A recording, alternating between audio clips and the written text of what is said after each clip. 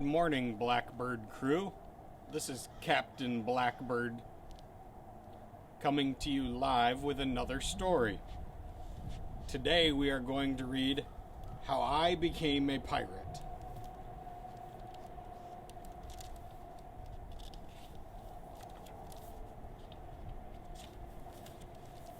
How I Became a Pirate. Written by Melinda Long. Illustrated by David Shannon. Pirates have green teeth. When they have teeth at all.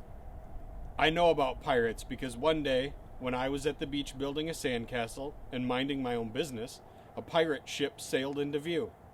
I knew what it was because its flag had a skull and crossbones on it, and because I could hear the pirates singing, "Hey ho, blow the man down."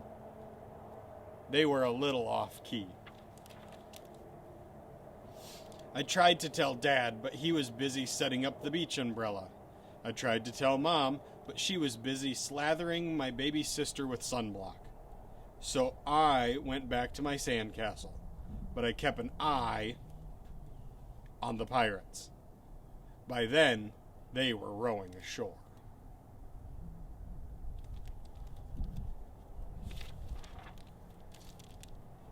When they landed, the head pirate climbed out of the boat and yelled, "Ahoy there, matey! Be this the Spanish Main?"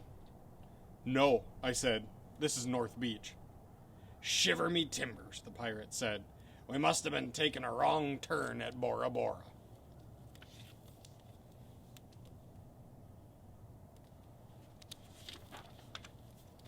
He walked around my sand castle. He looked at the moat and yelled, "He's a digger, and he's good one to boot." "A good one to boot," the others agreed. "Where be your name, matey?" the head pirate asked. "Jeremy Jacob, sir," I told him. "Well, Jeremy Jacob," he said, "you're looking at Blackbird and his crew. We've been needing a digger like yourself. We've a chest of treasure to bury." "Aye, treasure," the others shouted. "You're coming with us," said Braidbeard. "I don't think Mom and Dad would mind, as long as I got back in time for soccer practice the next day." And that is how I became a pirate.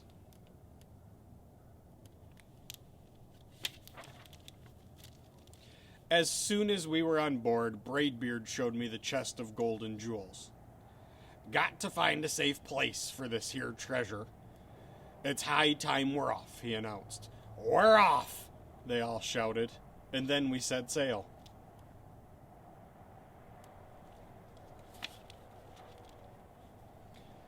There was plenty to do on board. The pirates taught me to sing sea shanties, the louder the better, and to say real-life pirate stuff like landlubber and scurvy dog.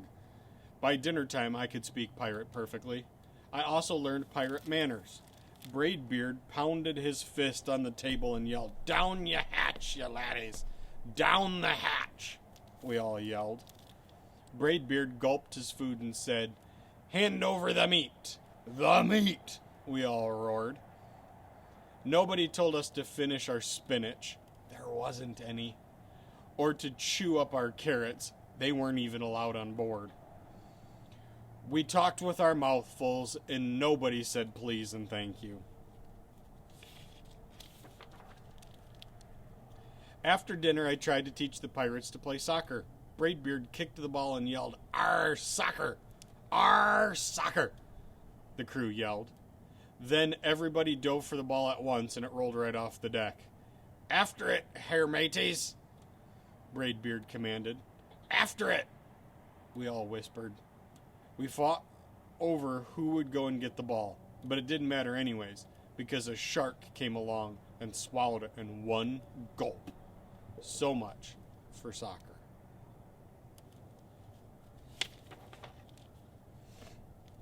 By now it was past my bedtime, but nobody tells pirates to go to bed, to take a bath, or to brush their teeth. Maybe that's why their teeth are so green. Pirates sleep with one eye open, just in case. And they don't change their pajamas unless they want to. Pirates don't do anything they don't want to, except for maybe swapping the decks. I want to be a pirate forever.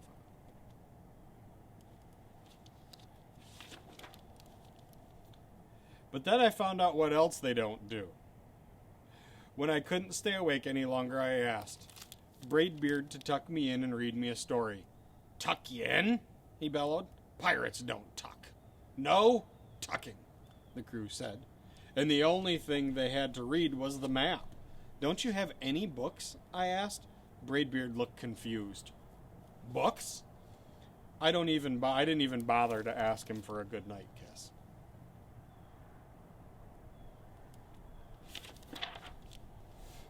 It wasn't easy to fall asleep without a story, but when I finally started dozing off, a storm broke. Thunder boomed and lightning flashed. I tried to hide under the covers as waves slammed up against the ship, but I kept falling out of my hammock. I couldn't find anyone in the cabin. They were all on deck. Lower the sails, Braidbeard shouted. Batten down the hatches. Everybody ran around yelling and lowering and battening. Nobody had time to sit close and tell me it would be over soon. Nobody even noticed me.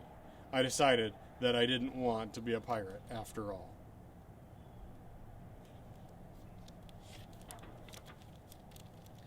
Just then, flash, crash, crack. Lightning hit the mast and split it right down the middle. What do we do now? Yelled one of the pirates. We'll have to turn back, called another. But the treasure, hollered Braidbeard. Where will we bury the treasure? I stepped forward. Maybe I can help, I shouted over the wind. I think I know the perfect digging spot. Where do you think he's going to bury it? When the storm was over, we rowed back to shore and buried the chest. I drew a map so I could find the treasure again, but I don't think I'll need it. This is a map that shows Jeremy Jacobs' backyard. After the pirates repaired the ship and got ready to set sail, before they left, Braidbeard handed me a flag and said, "You make a fine pirate, Jeremy Jacob. Guard that treasure well. I'll be back to get it soon." Soon enough, the crew repeated. And if you ever need us, Braidbeard said, just run the Jolly Roger up the yonder pole. Up yonder pole, the others shouted. And maybe I will, but not today.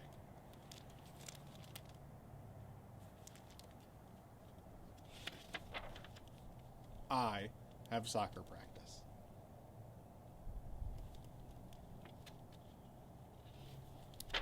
So that was a pretty neat story about how our friend Jeremy Jacob became a pirate. I hope everybody's doing well. Make sure that you keep trying some of that optional homework that we sent home. And we'll see you when school starts after spring break.